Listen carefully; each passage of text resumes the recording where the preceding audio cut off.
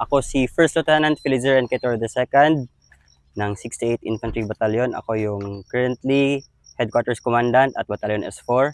At ngayon sa AO namin kasi dito, ang AO namin is magsimula sa San Jose hanggang sa Sablayan.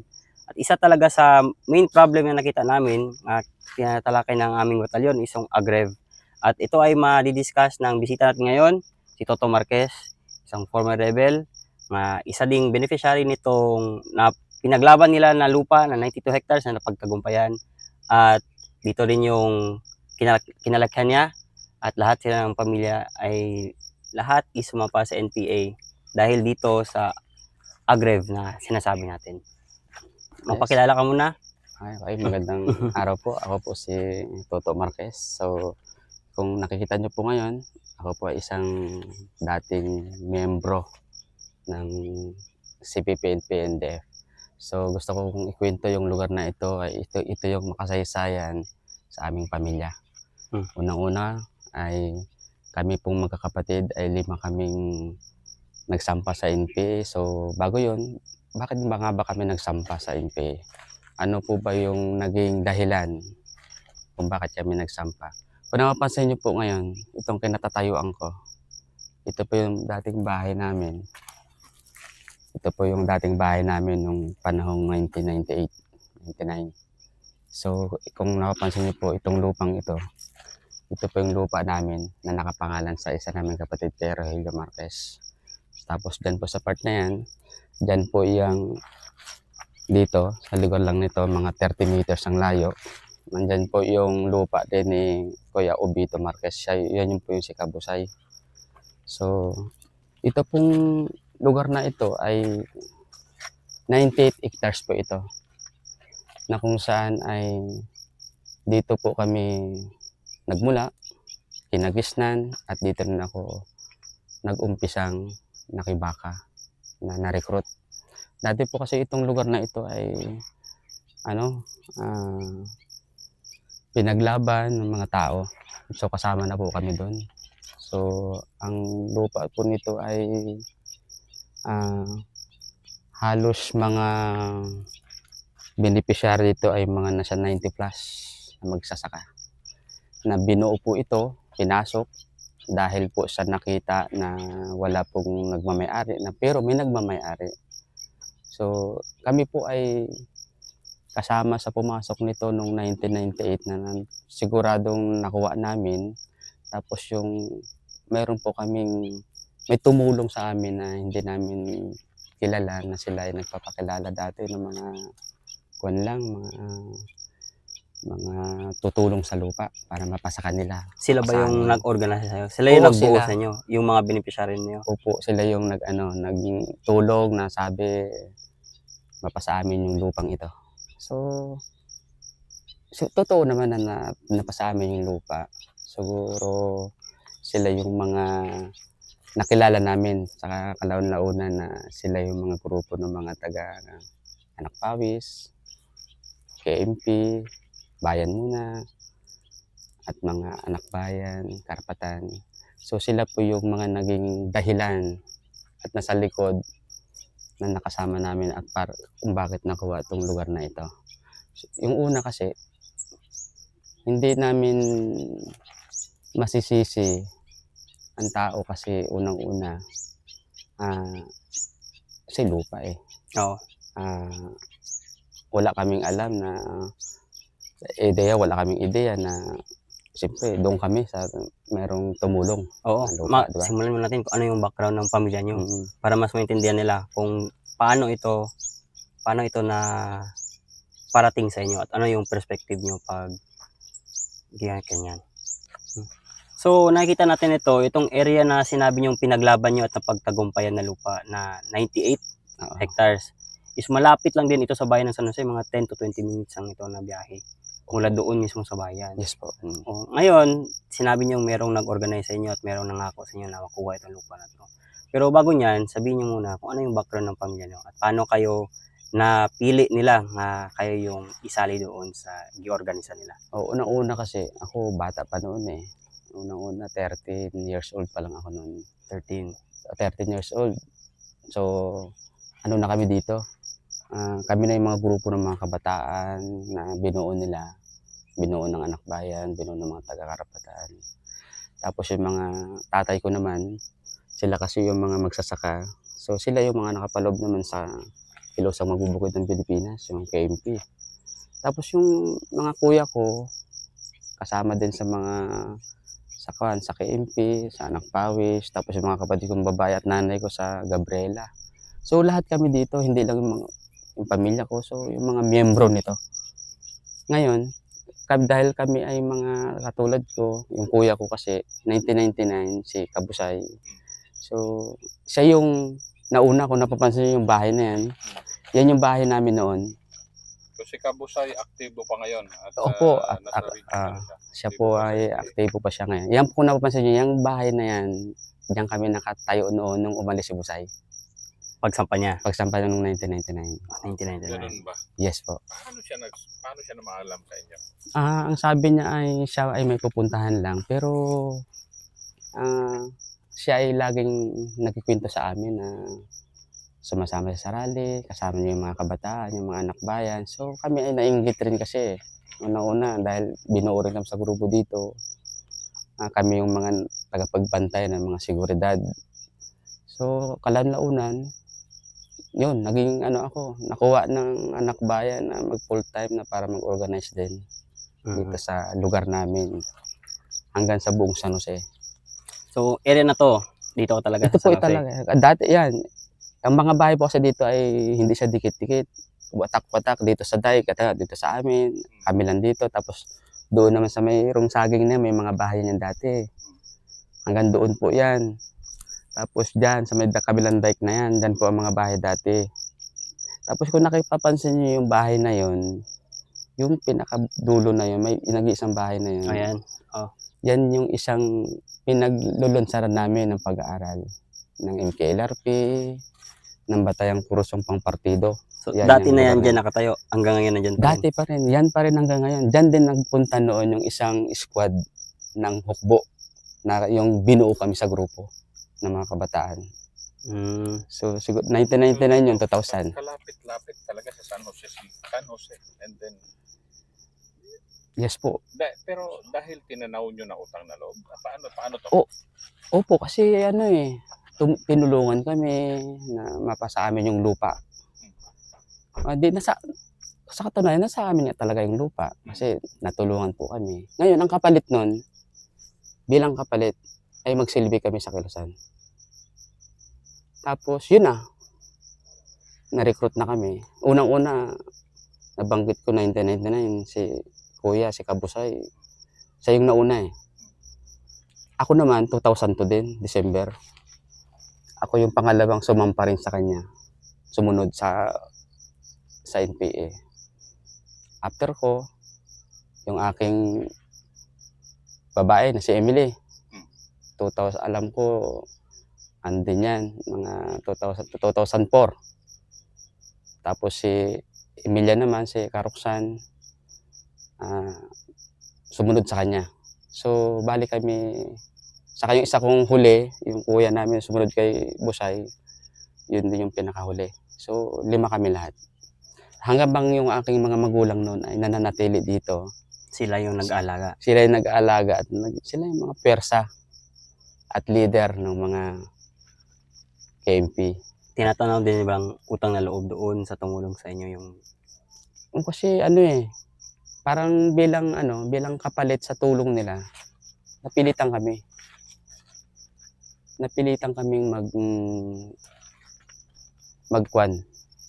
magsanib pa rin. Magsanib sa Kilusan kasi parang natulungan nga yung magulang namin eh. Parang kaming mga anak ng mga magulang namin. So hindi lang kami 5 dito. Bali 10 kami. 10 kayong Na sumampa. mga sumampa dito, yung mga naunang kabats ni itong lugar dito. Area na to. Sumampa bilang Bilang armado NPA. Kasi yung kasabayan ng kuya namin, si Kabusay, bali yan silang nauna. 5. Yung sinabi yung first batch. Oo, first batch. Yung isa doon ay, alam ko, namatay eh. Pagkalipat sa Palawan, namatay eh. Tapos ngayon, kaming 4 na magkakapatid, So, yun yung ano namin dito. Yun yung nangyari sa buhay namin. So, yung itong lupang ito ay ang laki ng sacrifice namin eh. Pero dahil sa nangyari sa amin, sa pagsampa namin sa Kilusan, parang naglahong bigla. Kasi unang-una, Naglaho ang ano. naglaho ng lupa. Di ba? Ang sabi sa amin, magkaroon ng lupa eh. Para sa amin eh. Pero yung nagkaroon na ng problema din yung mga kapatid ko, nahuli. Nung panahon ng Morong 43. Yan, si Emily, si Emilia. Tapos yung may-ari nito, si Kuya Rogelio. At saka si Busay din. Nahuli rin yan siya. So naubos yung aming lupa na sinanla hanggat sa naibenta. Kaya sa kasalukuyan, yung aming lupang ito ay yung iba na yung may-ari. So nakakalungkot din. Yung lupang pinaglaban nyo. Oo. At nawala din dahil sa pagkikipaglaban nyo. Oo, kasi ang alam namin, tutulungan kami ng aming tumulong dati sa Kilusan. Dahil meron nga kaming lupa pero naibenta kasi dahil nga doon sa mga kapatid ko na kulong na nagsilbi sa kanila na hindi naman nila tinulungan yung nakulong. So rin, parang nakakalungkot isipin kasi yung mahalaga kasi ang lupa rin sa amin eh. Kumbaga naglaho bigla nung kami ay pumasok sa Kilusan. Parang yung neto Oo. ng pagsisilbi nyo, nawala din. Oo. Kumbaga. Kasi kung pamansin mo, 'di ba? Ang ganda ng namin dito. Nagkaroon kami ng lupa. Kailan nyo nakuha? Anong taon nyo nakuha yung lupa na yun? 98. Noong 1998. Oo. Ito yung huling kuwan na talaga siya. Gano'ng kalaki itong lupa na to? 98 hectares to eh. Sa 98 hectares na yun, magkano yung gano'ng kalaki napunta sa pamilya nyo? Ngayon na lang, kalahating hektarya. Kalahating hektarya na lang. Pero may natira pa. May natira pa, sanla pang iba. Kaya Mga ilang taon nyo yung nasaka? Nung sayong-sayo talaga? mga kuwan rin naman siya. Siguro mga 10 years, ganun. 10 years. Oo. Sa 10 years na pagsasaka nyo, sa inyo lang talaga yung nasasaka nyo? Oo, dati. Wala kayong binibigay doon sa samahan? Mayroon. Alam mo dito sa amin, sir. Ito kasi ay, kumbaga, dati dito kalabaw lang hindi dito kasi ito ay busog na ito sa pag-aaral. So, mayroon po dito. Nandito yung SPL na nakatalaga dito yung mga beneficiary ng lupa. So, sila yung mga nasasangay sa lokalidad. Sangay ng partido sa lokalidad. So, meron itong kami dati, butaw na tuwing ani, tinitipon yun para ibigay sa mga kasama. Gano'ng kadami yung binibigay mo sa isang hektarya? Ano yan? Ang pagkakaalam ko, sabi ng kwan ko, mga nasa 2 kaban. 2 kaban? Isipin mo, sa 98 hectares, ang dami.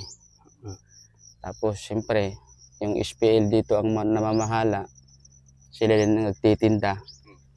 Hindi na namin alam kung saan na yung napupunta yung pera na yan. Yung nakukuha pala is tinitinda, hindi pala pang sariling... Yung iba pinapagiling Pinapag- bago ipadala doon sa Kilusan, sa bundok. Yung iba binibenta, perang binibigay. So ganun. So ngayon, ikaw di ba nagsampa ka rin dun sa taas? Nakakarating ba sa inyo yung mga galing dito na mga binibigay? Hindi namin alam eh. Kasi wala din namang sinasabi. Hindi ko alam kung malamang binubulsa kasi sa amin nanggaling ng lupa pero hindi namin alam kung ito ba ay nanggaling ba ito sa Aquafil. Ito kasi dati ay Aquafil. Ano siya dati, asinan. Ay dahil nga doon sa tuloy-tuloy na pagpapaunlad ng magsasaka, naging siya ng palay. Pwedeng palatam na ng palay. Kaya ayun. Kailan ito nagsimula naging palayan? Nung 1999 din. 1999? Oo. Tapos nakuha niyo yung lupa na to. Sino ang nagturo sa inyo na magsaka? Yung mga yung mga matatanda, yung mga bihasa talaga sa sa pagbubukid. Yung mga tatay ko, mga bihasa talaga yan. So sila na yung nagpapaunlad ng lupa nito. Nung sinabi mo nga lahat na is may butaw yung binibigay nyo, ano nangyayari dun sa mga taong hindi nagbibigay? Ano siya, inaanoan sila, inuobliga talaga. Anong ginagawa niyo sa pag-uubliga? Alam ba, inaano sila na pag hindi magbigay, ay hindi na bigyan ng lupa. Mga ganun yung yung pressure sa kanila. Kaya obligadong magbigay na lang. So kasi ano naman kasi dito na nag-establish na yung pag-organize nila. Kaya kumbaga kasi dahil sa SPL na yung dito, namamahala. So daig pa ang parang hukbo na rin yun eh. Kasi hindi naman pupunta dito ang hukbo na ganyang kalapit sa kabayanan na walang pwersa dito ng grupo. Malapit lang talaga. Tanaw-tanaw ko pa yung gilingan ng bigas dito eh. Mga 20 minutes lang yan. Oo. Galing dito. So ngayon, makita mo, meron pa rin ba dito nakikita mo? Sa ngayon ay wala na tayong nakikitang na ng kabila unang-una. Kasi nakuha na rin natin, kahit paano nahikayat na rin na magbagong buhay. So, sa awa ng Diyos, kahit paano, hindi na rin nakakaabot yung mga dito. Yung mga armado na mga taga New People's Army. Diba nung nagsampa ka, nandito pa yung nanay at tatay mo? Nung unang sumampa yung kuya mo, ano yung naramdaman ng mga nanay at tatay mo? Naiwan sa dito habang yung alam nila na sumampa na yung anak nila doon sa taas. Na sila, parang nalungkot rin. Tapos, wala silang magawa eh. Kasi unang-una, yung lupang pinaglaban ay kumbaga parang hindi magtatagumpay kung kung wala yung nagtulong eh. Kasi nagtulong, yun ang parang naging kabayaran na obligadong may magsampa talaga. Ganun. Lahat naman ng lupa ng pinaglaban ng ng mga nasa organization ng mga taga KMP, Pawis o mga Gabriela, Karapatan mo, Bayan muna. Lahat ng mga pinaglaban nilang lupa, obligado talaga na may sasampa doon. So yun na yung kapalit ng lupa, kapalit ng buhay ng anak nyo. Ayun talaga. Yun talaga. Kaya wala kang magagawa talaga eh. Wala kang magagawa talaga doon. Sa ayaw at sa gusto mo, obligadong mayroong magre-regalo ba? Mayroong magre-regalo. May magre-regalo ng anak. Oo, basta makisig. Ay siyempre kami noon, makikisig kami noon eh. Tulad ko, di ba, 13 years old, 14 years old pa lang. Sumampa ako noon, 16 years old na ako sumampa eh. Pero 13 years old, organizer na ako noon. Paano kayo nalilipon dito doon? Sino bang nag-organize dito? Maalala mo ba yun? Ano yung ginagawa? Dahil dito sa lugar na ito, mayroong SPL sa ngayon ng partido sa lokalidad. Ano yung ginagawa nila? Ano na yun? Sila na yung nagtitipon ng tao. Para itipon yung tao, bigyan ng pag-aaral. Maraming dito, mga pag-aaral na nilunsad. Halos pag-aaralan ng kung ano yung pinag-aaralan ng NPA, yun na rin yung pinag-aaralan dito eh. Kumbaga, palagi kayo dyan natitipon sa bahay na yan. Sa lugar na yan. Tingin mo, paano kaya yan? Kung gano'n kayo kadami noon, bakit hindi siya napapansin? Malapit na naman siya doon sa bayan. Kasi kami dito noon, meron kaming samahan na grupo na talagang walang nagsasalita. Kasi bagas na kapag yung organisasyon. Kumbaga ganap na sa mga masa na to eh. Wala na hindi pupunta ang hukbo dito, ang NPA dito na hindi sila ligtas. Ano yung ganap na samahang masa? Yun yung umaano diyan ang mga diyan na natili yung sangay ng partido sa lokalidad. Ibig sabihin niyan, matibay na yung pwersa ng masa sa lugar. Hindi pwedeng pasukin niya kapag sa ganap na sa mga masa na yan, kahit hukbo na papasok dyan, hindi yan lilitaw na nandyan yung hukbo. Walang magsasalita. Walang magsasalita yan. Bakit hindi ito napapasok noon ng LGU? Bakit hindi ito napapasok noon ng kapulisan at kasundaluhan? Kasi wala silang wala silang lutang sila Hindi nila alam yung may malakas palang pwersa dito. Kasi unang-una dahil nga doon sa matibay yung pundasyon ng samahan, naikukubli nila yung nasa likuran. Hindi nila alam na mayroon na palang armado dito sa loob. Kasi ng NPA, Na ang lapit-lapit. na ang lapit-lapit lang sa bayan. Mm. Samantalang kami dito, kung ano na yung pinag-aaralan ng pang ano sa bundok eh. Tulad ng mga arani aktivista, MKLRP, patayang kurso pang partido. So, dito nilulunsad yun. Dito sa lugar na ito. Mga gaano kadami palang tao yung nagsasabay-sabay dyan sa... Dami kami dyan dati, mga nasa halos, inaabot kami ng daan dyan. sa isang bahay na yan. Oo, kasi gumagawa kami ng ano dyan eh. Yung parang, alam mo yung trapal, yung parang sa kasalan. Oo. Tapos, nandoon yung aming ano, parang blackboard. Hindi Susulat. na halata. Wala po kasi pag malakas talaga ang ano, ang samahang masa mo sa lugar, kayang ikubli yan. Kasi malakas ang ano noon eh, malakas ang organisasyong masa noon eh. Wala talaga Oo. nagsasalita. Kasi itong lugar na ito ay ito yung pangalan nito dati, ito yung alansyang magbubukid ng San Jose. Ano ito siya? Ito yung samahan ng mga magsasaka dito sa San Jose. So kada rally nito, kada may rally ang Kamaynilaan, may rally kung saang sulok man ang Kamaynilaan. So lahat ng mga kwan dito kasama. Yung mga Dinadayo member nyo dito. pang Manila para mag-rally? Yes. Kasi itong kwan nito, hindi lang naman ito yung samahan dito, kundi marami pa. Kumbaga kami sa pamprobinsya kasing samahan, under kami ng ano eh, ng pamprobinsyang samahan ng Occidental Mindoro, yung sama kami.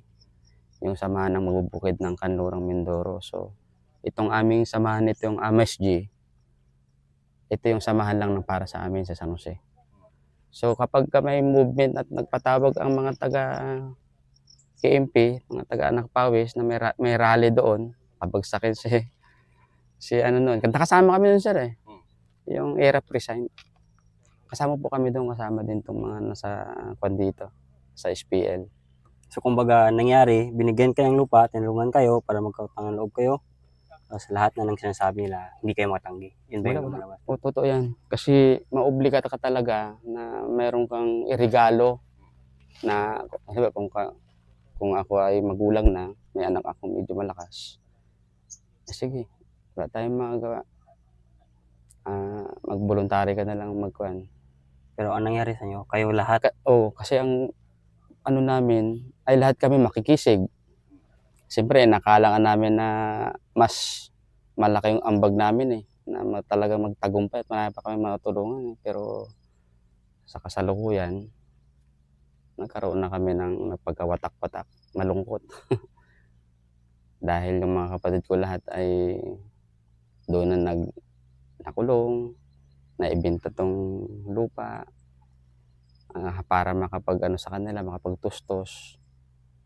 Yun ang nangyari. Kasi dati, sabi nila, magkaroon ng lupa, tapos tutulungan magkaroon ng lupa. Pero yung nangyari, yung ganong nangyari na nakulong dahil doon sa pakikipaglaban sa kanila, wala ring tulong na ibigay. Kaya maobliga talaga yung magulang na ibenta yung lupa. So, Kaya yung pinagpaguran. yun yung ano, Yun na yung, doon yun na naintindihan na. na-realize din namin na bakit parang may kulang eh. Hindi kami masaya. So ako, sa bagay ko talaga, hindi ako masaya doon sa pinanggalingan ko dati. Kasi kala ko maging maayos eh. Yung pala, naging kuwan yung buhay namin dyan. Muntik na ako napahamak. Tapos nagkawatak-watak kami magkakapatid. Hanggang ngayon, hindi pa. Hanggang sa kasalukuyan, hindi pa kami kumpleto. Pero nung ikaw ay bumaba, ngayon, yung sa UPAPRO, ano yung UPAPRO? Ang UPAPRO ay malaking ambag to sa amin eh ng mga nagbalik loob kasi unang-una kami yung napili. oo, no, halimbawa ako yung napili na maging membro ng OPA Pro na SPT, Special Project Team. Ngayon, sa part naman ng MAPSAY, isa din, so dalawa kami. So, para sa akin, blessing ba? Kasi siguro ito yung kapalit dahil doon sa mga nakaraang kong mapait ba. Mapait mong karanasan. Mapait kong karanasan. Ayun yung pinagbigyan. Oo. Kumbaga, yung kapalit ito. Sige, yung pinaghirapan mo, kami na gobyerno na. Gobyerno na yung Gobyerno naman yung nagbigay sa'yo magtutulong. ngayon. Oo, kasi sila tutulong raw eh. Tapos na yung pagkakataon ng NPA, tumulong. Oo. Ngayon, gobyerno naman. Gobyerno naman. Ano yung tinayo niyo dyan na asosasyon ng mga... Ngayon, dahil sa ang gobyerno talaga hindi nagpapabaya sa amin ng mga nagbalik loob. Dahil yung meron akong samahan, ito yung Mindoro South Farmers Association, na ang membro nito, ito din yung mga nagbalik loob dito sa part ng Samarica. So meron kaming nabiyayaan kami ng DSWD Pamana na halagang 300,000 na programa ng ating Pangulong Bongbong Marcos. So ang napili naming livelihood na ibigasan. Dahil dito sa palayan nyo. Oo. Dahil doon namin siguro mapupunta natin mamaya yung lugar doon sa aming bahay ngayon. Diyan lang sa dinaanan natin kanina. So doon itatayo yung livelihood na ibibigay sa amin ng DSWD Pamana. Yung mga benefits nyo is itong lahat din nandito. Ang beneficiary ng aking sama sa MISPA ay ito yung hindi siya kasama yung nandito. Tapos kasama din yung mga nandyan sa mga POs natin, yung mga katutubo at saka yung mga nagbalik loob din sa part ng Rizal, Kalintaan hanggang Magsaysay. So kasama sila sa beneficiary niya. So lahat ng mga gustong magbagong buhay ay binigyan talaga ng paraan paano magbagong buhay. Ito yung magiging sentro ng ng mga magbagong buhay na kung gusto nilang anohan sila ng bigas, bentahan ng mas mura o siguro ito yung daan na para makita nila na merong tutulong para sa kanila. Dito rin mismo, dito nyo mismo itatayo sa lupang dito mismo, dyan sa pinagtanggumpayan nyo. Mamuntik na rin mawala dahil sa pagkipaka. Yan na. Kaya siguro, yung paghihirap namin noon, ibabalik namin ngayon sa tulong na ng ating pamahalaan. Kasi wala kaming wala man kami napala. Nawala. Yung lupang ipinangako nila, nangyari? Nawala rin sa amin. Ngayon, siniraan kami sa gobyerno na walang mangyayari sa ating pamahalaan. Pero, ayun, aming livelihood ngayon, galing sa gobyerno yun.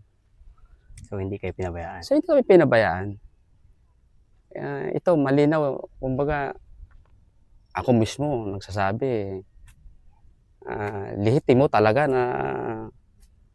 na karanasan ko na talagang nag-organize dito sa legal, naging membro ng National Democratic Front, hanggang sa naging membro ng New People's Army. Wala rin akong napala. Kumbaga dito pa rin yung second chance mo sa lupa pa rin kung saan ka nagsimula. Kasi dati, umalis ako dito. Pa lang bagets pa lang Ngayon, ito, asawa ng Diyos kahit paano, buhay di ba? Pero yung mga na yun, yung mga parang napipikon na nga lang pero ayaw ko rin mapikon kasi alam ko biktima lang rin sila So, gusto ko lang rin na yung gobyerno hindi rin nagpapabaya para sa mga nagbagong buhay. So, ito lang yung gusto kong na ipatimo sa mga kasamahan ko dati siguro na alam namin na kumbaga ako hindi ko kayo tinuturing na kaaway alam ko biktima rin kayo so sama-sama tayo sa baba, napakasaya lalo ka na Kuya Busay bahay mo pinag-iwanan yan pero hindi na atin ngayon yan naibenta na yan ng ating magulang dahil sa nakulong kayo. Yan. O, di ba? Andito pa rin ako pero at least sinasabi ko yung totoo. Nung bagong buhay ka na, hindi pa huli ang lahat.